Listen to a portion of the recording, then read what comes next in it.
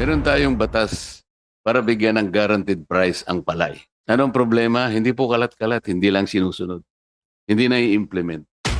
Nag-iiyakan yung mga magsasaka natin. Sinasabi natin na matanda na yung mga magsasaka natin. Siguro yung Okay. average batay sa aming pag-aaral ay nasa 57 yung edad ng mga magsasaka natin. Yung mga batang mga magsasaka, anak nila ayaw nang magsaka.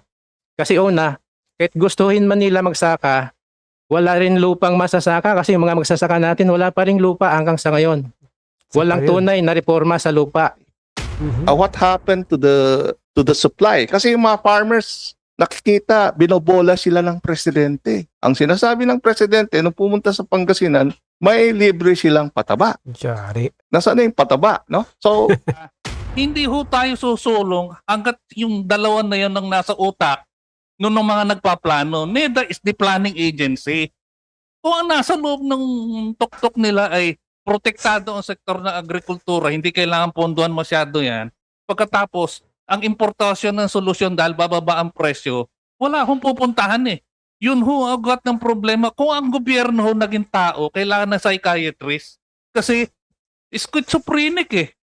Magandang araw po sa inyo lahat mga kababayan. Kumusta po kayong lahat? Sana'y nasa mabuti po kayong kalagayan. Saan man dako po kayo naroon. At ito nga mga kababayan, nandito na naman po tayo sa panibagong reaksyon sa mga bago at may init na kaganapan dito sa ating bansa.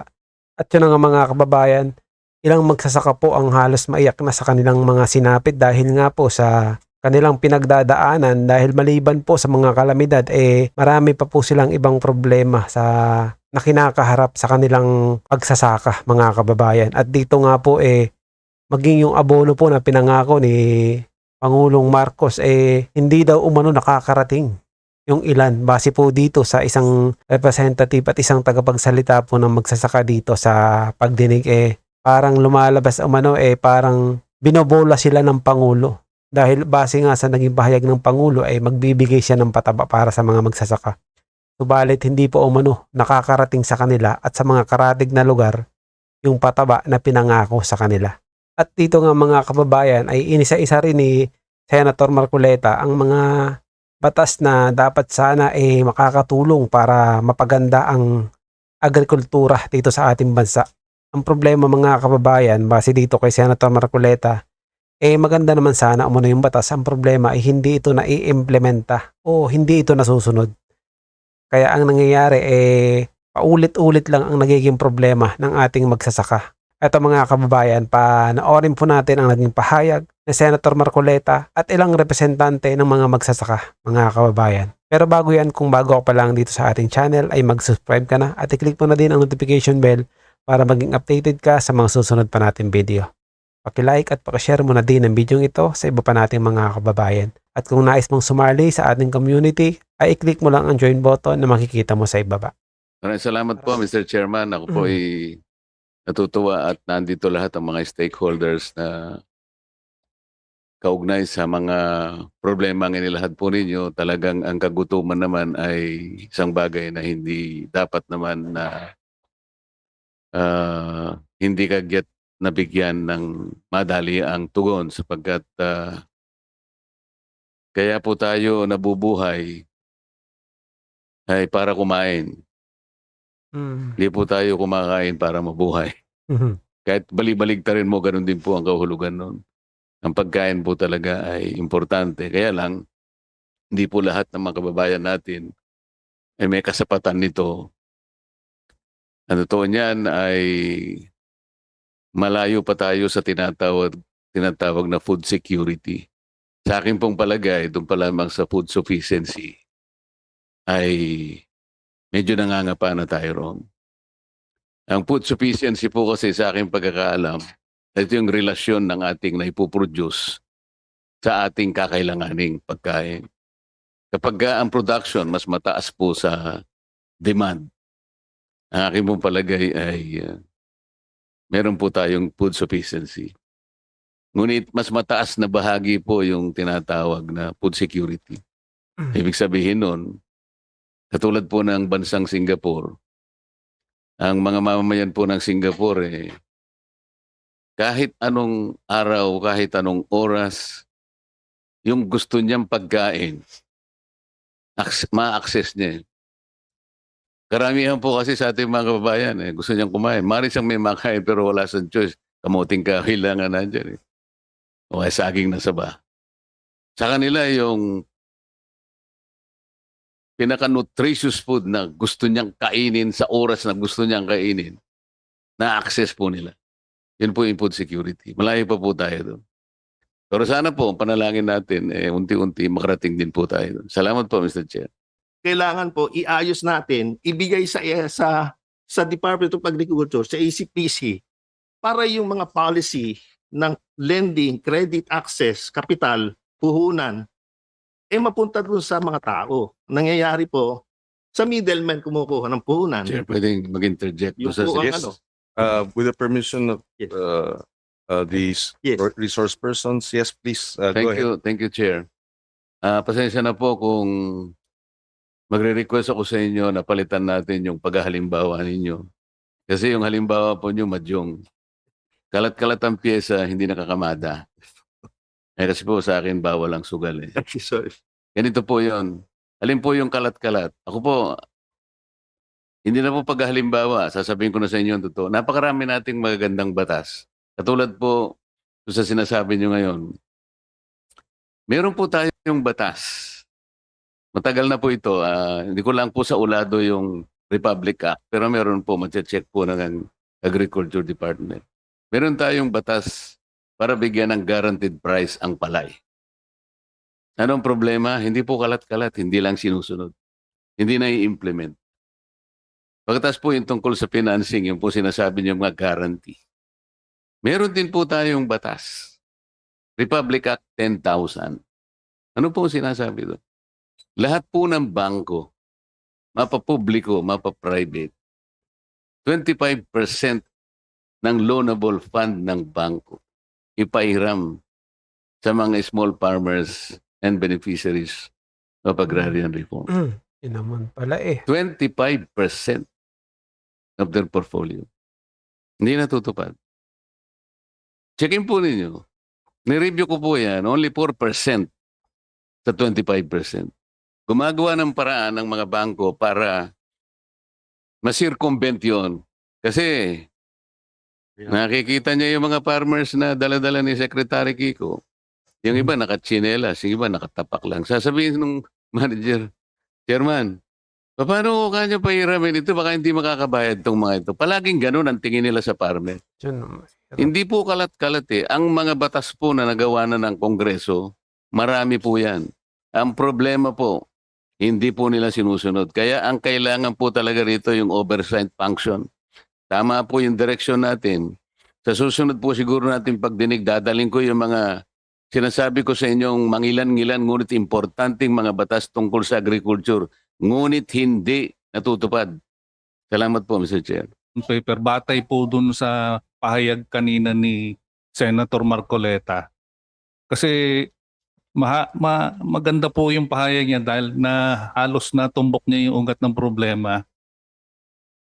Alam niyo, yung obra po 25 years na po kami. Ang karanasan po namin na ugat ng problema, parang dalawa ang gobyerno. Walang unity yung gobyerno. Isa-isang dako ang yung mga gumagawa ng batas at saka yung DA, binibigyan ng DA yung pagtulong sa sektor, agrikultura, pangisdaan. Sa kabilang dako, andin dyan yung NEDA, andin dyan yung ibang ekonomista. Iba ang kwento. Iba ang direksyon, ang pinag-iiba yung importasyon dahil ang sinasabi nila, protektado raw yung sektor. Na hindi naman. Ang sinasabi, at ito naman on record, may sinumite ho si former Secretary Celito Habito sa Tariff Commission na ang sinasabi niya exceptional level of protection daw ang meron ang sektor na agrikultura samantalang hirap na ho sa baba ng presyo sa farm gate ang magsasaka, exceptional pa rin. Kasi ho, ang problema ho doon ay sinasabi nilang mataas yung taripa dahil lang doon sa rate. I-rate nga ho. Pag sinabi niyong rate, abstract number yan. Kailangan iuugnay niyo yan doon sa presyo ng inaangkat. Hanggat hindi niyo inuugnay doon sa presyo ng inaangkat, paano nyo sasabihin ngayon na ang isang taripa ay mataas at protektado yung sektor? Yun ho ang ugat ng problema. Kung ang gobyerno ho naging tao, kailangan ng psychiatrist. Kasi schizophrenic eh. Yung isa, kabilang dako, yung DA, in fairness to DA, maraming kapintasan niya at marami rin katangian doon sa 25 years na pakikipag-ugnayan namin. Pero by and large, except for 3 years, nakakiling yan sa lokal. Local. Ngayon, yung sinasabi ni Senator Marcoleta kanina na kailangan ng oversight, tingnan yung mga batas na hindi pinatutupad, yun ho ang katibayan na yung mga ekonomista ng GRP, ng Government ng Republika, at saka yung mga kaalyado nila, yung Foundation for Economic Freedom, si Dr. Habito, si Dr. Tolentino, hindi seryoso tungkol sa pagpapaunlad ng sektor. Kasi hindi nila tinutumbok yung mga batas na unang-una ho yung AFMA. Under Section 13, you need a plan based on consultations. Hindi ho sinusunod ng NEDA yan eh. Kasi doon sa EO62, hindi kami kinonsulta eh. Kasi wala namang hearing. Ang sinasabi ni Secretary Palisacan, kinonsulta raw, citing several previous hearings. Pero wala naman doon, hindi naman nakahain doon, na bababaan yung taripa by 20% at least. Tapos aabot na hanggang 2028 yung duration ng pagbaba. Hinahamon ko si Secretary Balisacan, magpakita siya ng record na merong nakasalang do sa Tariff Commission, merong consultation na hanggang 2028 yung baba ng taripa. Pagka makapagpakita siya ng katibayan, I will apologize in public. So, okay. Yun nga ho, Okay. yun ho Ang ugat ng punto is yung oversight. patakaran sa taripa, patakaran ng NEDA, dapat sana ay nagkakaroon ng mas aligned na patakaran base din sa mga isinasagawa ng DA. Halimbawa, ang posisyon ng DA dito sa 35% na binaba sa 15%, dapat gradually ibalik na sa 35. Subalit, ang sinasabi ninyo, hindi naman yun ang posisyon ng economic team. Gusto nilang manatiling nasa 15. Dahil ang sinasabi nila, pag inangat ng 35, tataas na naman ang presyo ng bigas, etc. Yun ang punto ninyo. And that's yun ang kinakailangan ngayong aksyonan ng committee ito. Paano ire-reconcile yung dalawang yun ngayon at yun na nga, may panawagan na ibalik sa 35% ang taripa. May pwedeng gawin ang Senado, ang Kongreso, kung mamarapati nito. So kasama yan sa ating tinatalakay ngayon, no? Yes, siguro wrap up na dahil we will give Senator Amy Marcos the chance Yung pa ho to ang raise. maling kwento eh. Babalikan natin yung usapin ng mataas na presyo ng bilihin. Kasi sinisisi ho yung local producer tungkol sa mataas na presyo. Yun ho ang ginagawa ng NEDA at saka ng may kakampi na ekonomista eh. Kaya hindi ho umuunlad eh. Magpo-produce, paglalaanan ng puhunan ng gobyerno, ng legislatura at saka ng DE, tutulungan yung farmer. Tapos bababain mo yung taripa, malulugi, di nawalan ng saysay yung tulong. Halimbawa, bago ibaba yung taripa sa 15%, ang presyo ng bigas sa world market ay about 640, di ba? 640. I'd like to correct that, sir, Mr. Chair. 720. Okay. So $720 per metric ton ang presyo ng bigas sa world market. Kaya, sige, ibaba natin ng 15% yung taripa mula 35. Tama? Today, magkano na ang presyo ng bigas sa world market? All-time low, 345, sir. So 345, halos kalahati. Lagpas kalahati, bumagsak na. Nagpas kalahati ang ibinaba pero yung presyo sa palengke parang wala namang nagbabago. Ganun pa rin, mataas pa rin. Mas mura na ang bigas sa world market ngayon, pero mababa pa rin yung taripa, 15%. Bakit? Di ba?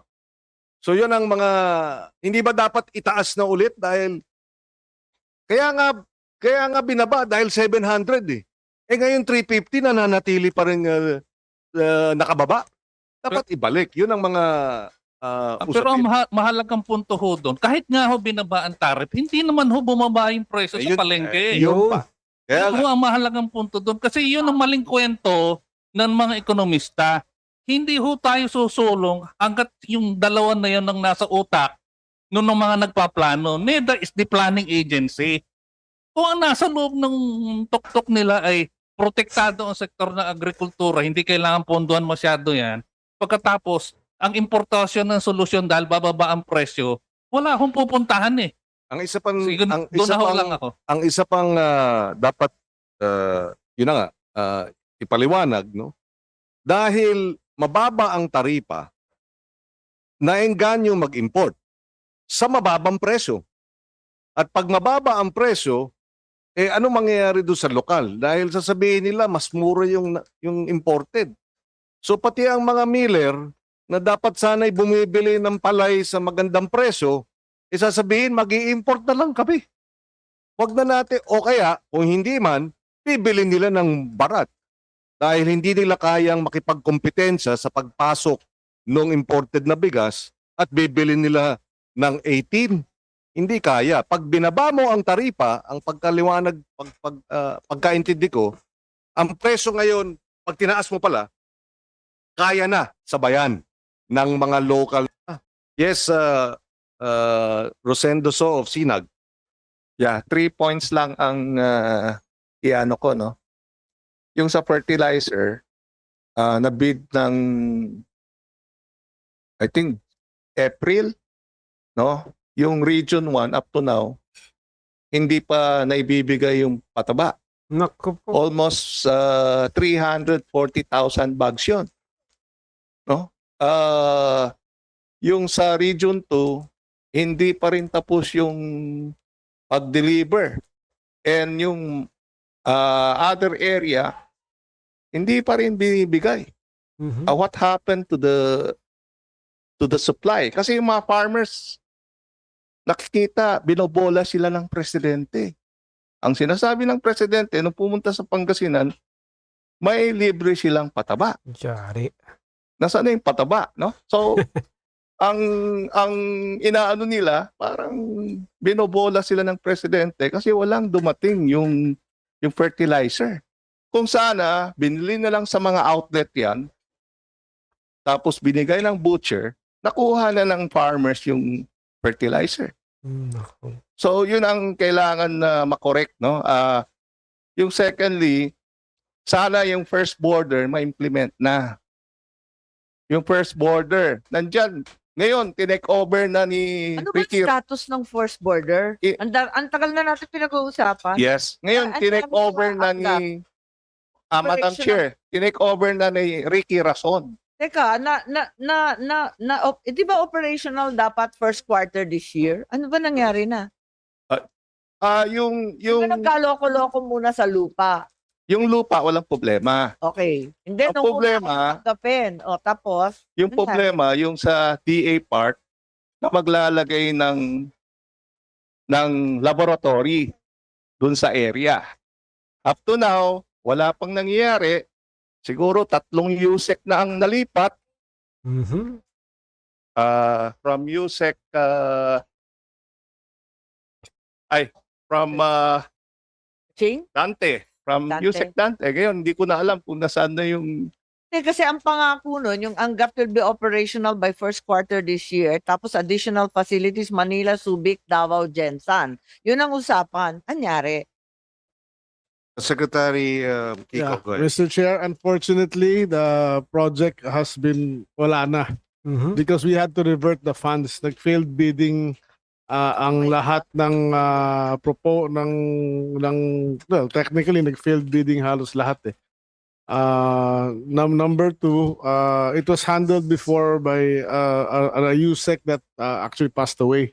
So yung ating USEC ngayon dito is it was after that event. Hinabol namin pero hindi na mahabol eh. We had to revert the funds. So what is the plan now? Unless we are given budget for that new budget, then How much was the budget then?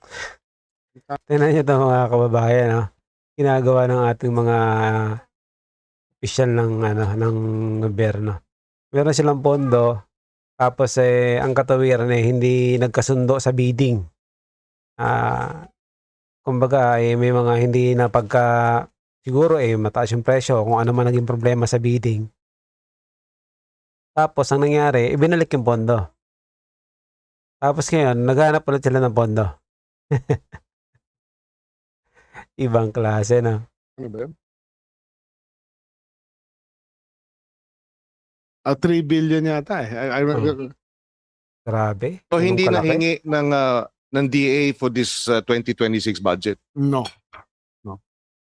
Ay, you don't consider it a priority. Akala ko usapan natin priority yan kasi lahat ng sakit, yung mga ASF, yung Mhm. mga avian flu, nanggagaling sa imported. Tapos hindi na naman tayo magpa-first border. Ano ba ang priority ninyo? Meron Mr. Chair, meron kasing move ang ating national government na magpe-pre-border inspection ng agri-products. So at origin, including testing. So Well, we used to do that sa NFA. Pupunta ng Vietnam, pupunta ng Thailand, magpi-pre-inspection doon. Yeah. Chair, baka pwedeng kung gustong pumasok ang private na maglagay na lang ang SGS or other na maglagay ng laboratory kung walang budget ang DA, baka pwedeng i-consider na lang yan. Ayan, may nagpresenta na. Tanggapin nyo na. Well, Para at least may tingnan first natin, order tayo. kasi kung meron kang, ito lang, kung meron kang 30 billion sa rice, di ba? Tanggalin natin yung 3 billion, ilipat natin para dito sa I mean, during the budget, of course, that will have to go through the budget process. Kaya naman siguro yan yung nakaraan nga ilang bilyon yung pinaglipat-lipat nila siguro naman mas mahalaga yan para kasi tungkol sa pagkain yan At yun nga mga kababayan, hanggang dito na lang po muna ang ating video. At kung meron kang saloobin patungkol sa video na ito, ay i-comment lang sa baba at ating pag-uusapan. Naway maging kabahagi po tayong lahat tungo sa pagsulong at pag-unlad ng ating pinakamamahal na bansang Pilipinas. Ingat po kayo palagi at maraming salamat. Pero kahit ibalik natin sa 35% yung taripa, ipapasa lang din ng mga importer yan sa mga consumer Naku po. Nung sa 35, binaba sa 15, hindi pa rin bumaba yung presyo ng bigas. Ang resultang Parang bumaba yung presyo ng palay na mayroon na lang 7 o hanggang 10. Bumaba yung presyo ng palay tapos yung presyo ng bigas sa palengke, ganun pa rin. 'Di ba? Napakahusay. Ang kilo. Yung iniisip na pakinabang sana na mula doon sa makulikta mula sa taripa na para punduhan yung RCEP, nakita naman kanina na hindi napakinabangan ng mga magsasaka. Una, hindi dumating si abono sa tamang panahon, pati yung binhi. O di, paikot-ikot na yung problema natin sa buo. Pero yung punot dulo talaga nung problema ay yung itong batas, yung Rice Tarification Law. Pati yung NFA na sinasabi natin, nalimita yung kanyang kapangyarihan para sa buffer stocking na lang. Na dapat kami, ang mungkahin namin na dapat ang NFA ay palakasin at mamili direkta sa mga magsasaka ng ani ng mga magsasaka na palay. Ang kulang, yun lang ang pwedeng i-import. Pero dapat ang sa amin talagang panawagan ay palakasin ang lokal na produksyon. Kasi yun lang talaga yung ating mga magsasaka sa ngayon. Nag-iiyakan yung mga magsasaka natin. Sinasabi natin na matanda na yung mga magsasaka natin. Siguro yung average batay sa aming pag-aaral ay nasa 57 yung edad ng mga magsasaka natin. Yung mga batang mga magsasaka, anak nila ayaw nang magsaka. Kasi una, kahit gustuhin man nila magsaka, wala rin lupang masasaka kasi yung mga magsasaka natin wala pa ring lupa hanggang sa ngayon. Walang tunay na reforma sa lupa. Hindi rin hawak ng mga magsasaka ang binhi. No, yung pinapanukalang mga hybrid na mga binhi ay nangangailangan ng maraming input. No? na hindi naman hawak ng mga magsasakang puhunan. Ang mga magsasaka bago makapagtanim kailangan mangutang. No, ang batay sa pagkausap namin sa mga magsasaka nitong nakaraang buwan sa Bulacan, sa Malolos, nagkaroon kami ng rice conference. Ang sabi ng mga magsasaka doon, 45 to 60,000 pesos ang gastos nila sa isang ektarya Mhm. para makapagtanim. Pag sa panahon ng kalamidad ay madadagdagan kasi mangungutang uli para makapagtanim. Kaya walang suporta ang gobyerno para doon kasi limitado din naman ang pundo no lalo sa DA dahil maliit ang budget. At saka hindi maliban doon, hindi maraming samot-sari yung problema ng natin sa agrikultura na matagal talagang panahon na napabayaan. Kaya yung dinagdagan ng batas na ito, kaya ang aming posisyon, panawagan namin, ay i-repeal na ang batas na ito at palitan ng panibago. Kasi kahit natin po yung i-amyenda natin, andun pa rin yung importasyon. Okay. Ganun pa rin po eh. Paulit-ulit lang po yan. Kaya Sige. yun po ang aming posisyon. Salamat Salamat. sa KMP. So, may mga ano lang dito, I will just relay it and place it on record.